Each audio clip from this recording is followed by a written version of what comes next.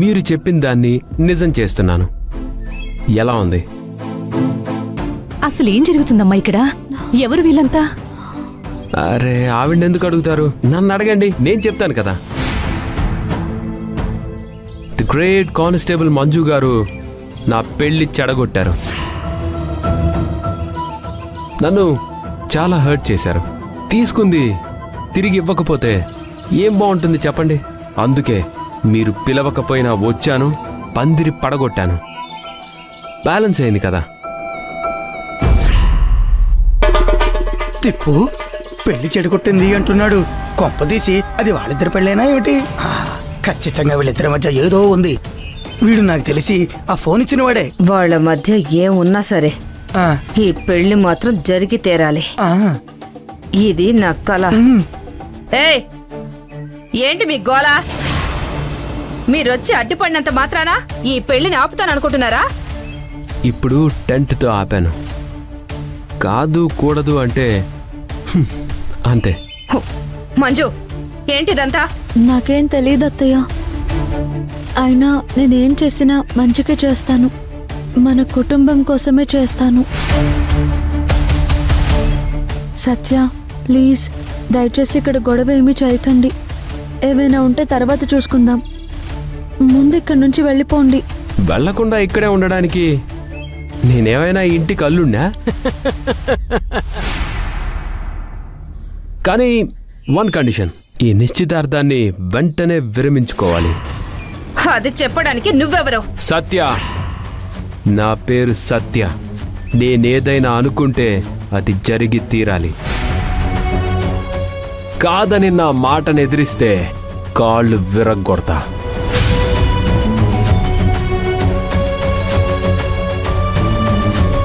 మీ మంజు నా పెళ్లి చెడగొట్టింది.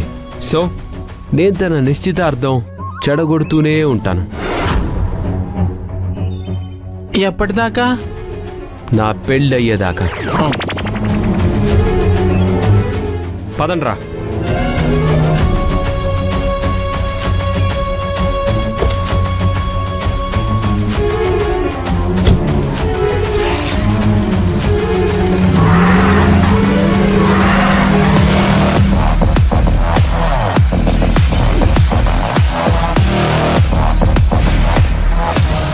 Hello madam, నాకు తెలియకుండా సీక్రెట్గా పెళ్లి చేసుకోవాలన్న ప్లాన్ ఏమైనా ఉంటే మానుకోండి.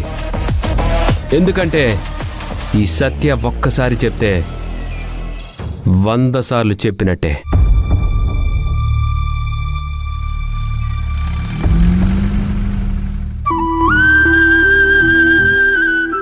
నా కూతురు అది, నా కూతురు ఇది అంటావు కదా. చూడు పరిస్థితి ఎంత దూరం తీసుకొచ్చిందో. అగ్గి పుల్ల పెట్టెలో ఉండాలి, ఆడపిల్ల అదుపులో ఉండాలి. తేడా వస్తే ఇలాగే కాలిపోతుంది. అయినా ఆడెవడో వచ్చి ఆపుతానంటే ఆగిపోతుందా ఏంటి? ఏది ఏమైనా ఈ పెళ్లి జరిగే తీరుతుంది. పదండి. పదరా.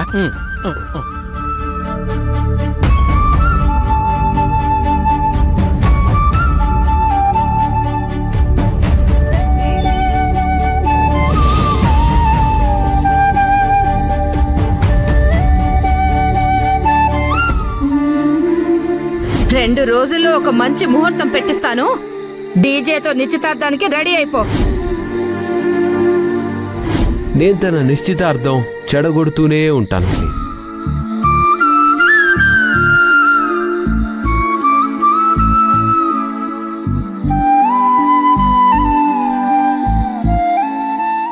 ఇక్కడేం చేస్తున్నావక్క?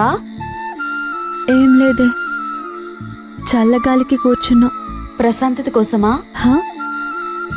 నాకు ప్రశాంతత లేకపోవడం ఏంటి?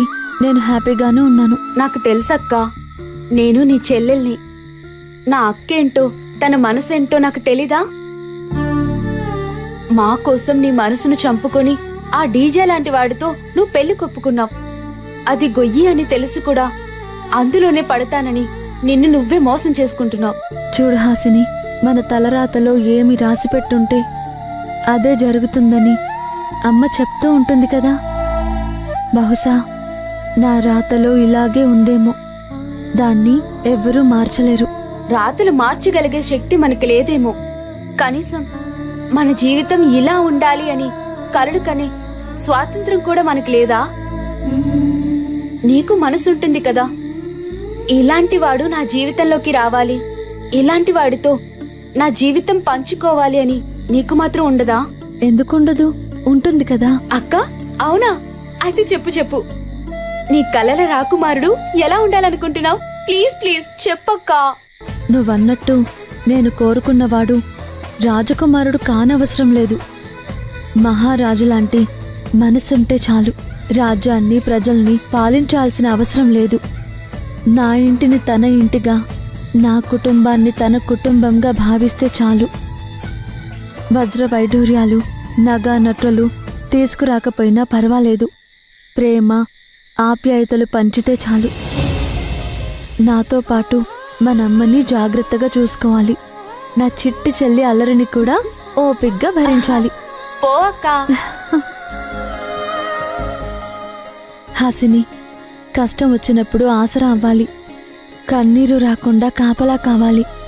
బాధలో ఉన్నప్పుడు ఓదార్చడానికి తన భుజం ఇవ్వాలి. ధైర్యం కోసం నేనున్నాను అంటూ తన చేతిని అందించాలి.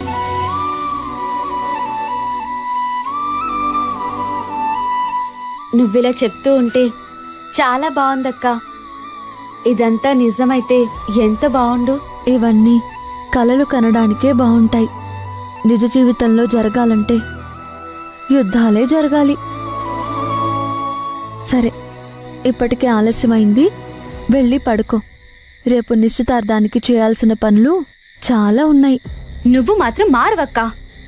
అంతగా కావాలంటే నువ్వే వెళ్ళి పెళ్లి చేసుకో. నా వల్ల కాదు.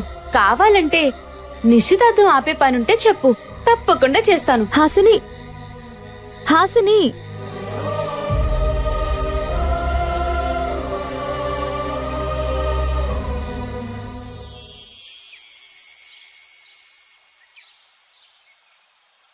ఒరే డీజే, ఒరే డీజే.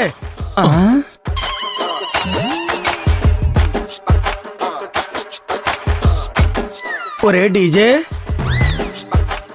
ఎంతసేపు అని ఇలా తలకిందులుగా తపస్సు చేస్తావురా డీజే? అబ్బా, అచ్చ బాబోయ్. ఏంటండి పొద్దు పొద్దునే ఈ నాట్య ప్రదర్శన? నాట్య ప్రదర్శన కాదే, నడుం పట్టు చేస్తుంటాను.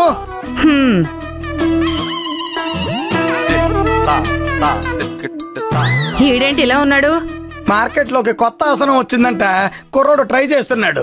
తప్పక. అబ్బా, ఒరే డీజే, ఏంట్రా ఇది? ఏరా, మీ నాన్న చెప్పింది నిజమేనా?